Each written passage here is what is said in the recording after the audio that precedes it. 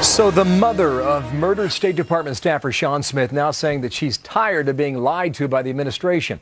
Sean Smith was one of the 4 killed during the terror attack in Libya. Pat Smith said the following, and quoting, "They haven't told me anything. They are still studying it, and the things that they are telling me are outright lies." That's Susan Rice. She talked to me personally, and she said this is the way it was. It was because of this film that came out. She said a lot more, too. New York Republican Peter King, chairman of the House Homeland Security Committee. And, Sarah, welcome back to America's News. Thank you, Bill. Thank you very much. What do you say to that, Mother? The administration should realize that this is what happens when you do lie to the American people. It has real consequences on real people. They should just tell her that what they told her before they realized was wrong, and they're going to tell her the absolute truth, and then they should tell it to the American people as well. So there's no doubt in your mind that they lied. And that's what you just said. Yeah, I said it. And at the very least, they distorted the truth for their own political purposes. Yeah. And as far as that mother is concerned, I understand why she would consider it a lie. It was her son that was killed, and she has been given evidence and information which they had to know was wrong. All right, this is a timeline here that you're about to watch here. Various members of the administration talking about terrorist attacks and talking about films and videos. It runs over a period of about 15 to 17 days in September. Just roll this and watch it. We've seen rage and violence directed at American embassies over an awful internet video. This is under investigation.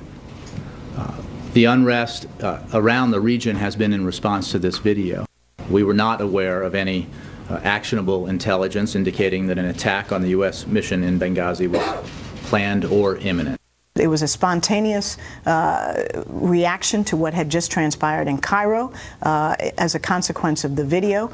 It is, I think, self-evident that what happened in Benghazi was a terrorist attack. We don't know yet, and so we're going to continue to investigate this. What happened in Benghazi was a terrorist attack. As a crude and disgusting video sparked outrage throughout the Muslim world. It was a terrorist attack. And back and forth it goes. They're all over the map. The question is why? Bill, all I can think of is to try to put the best light on it is that they picked and chose the intelligence they wanted, the intelligence that fitted into their narrative, which one, there was no mistake made about the security at the consulate. They didn't want it coming out that the security was inadequate. And secondly, the president's been saying all along that al-Qaeda was decimated, and now we can focus our attention away from the Mideast to the Pacific. And this would totally undermine his position if, in fact, this was an al-Qaeda attack, which it was. And for Susan Rice, someone like Susan Rice, 5 days after the attack, to go on television still telling the same line. Now, I can understand if in the first day or two they didn't have all the facts, but at no time do they have enough intelligence to say it was not a terrorist attack. At the very least, they should have known early on that it very likely was a terrorist attack. There could have been some other causes, but it was primarily terrorist. Okay, After a now, while, listen, it became clear it was terrorist. Do our viewers a favor here, and me a favor as well. You watched the hearing yesterday. Right. I don't know where it moved the ball. I don't know what's coming next. Well, what's the critical question that has to be answered now? To me, the critical question is who came up with this line for the administration that Susan Rice and Jay Carney followed when they were given intelligence from the Director of National Intelligence, plus from the State Department itself. I mean, Susan Rice says she's basing it on the intelligence she got. Well, if they got that from General Clapper, they should have put General Clapper, who was the Director of National Intelligence, on television.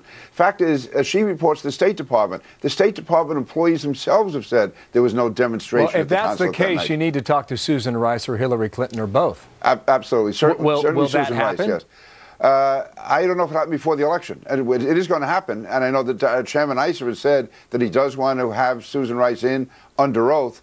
And I'm sure he will try to expedite that. Whether it will happen or not, I don't know. It should happen. Do you think you have 26 days to go before the official day on the 6th of November? Do you think it's important to do this before America decides its next president? Yeah, I think it is, because we're not talking about a mistake here. We're talking about what appears to be a contrived cover-up by the administration, trying to hide the reality of what happened.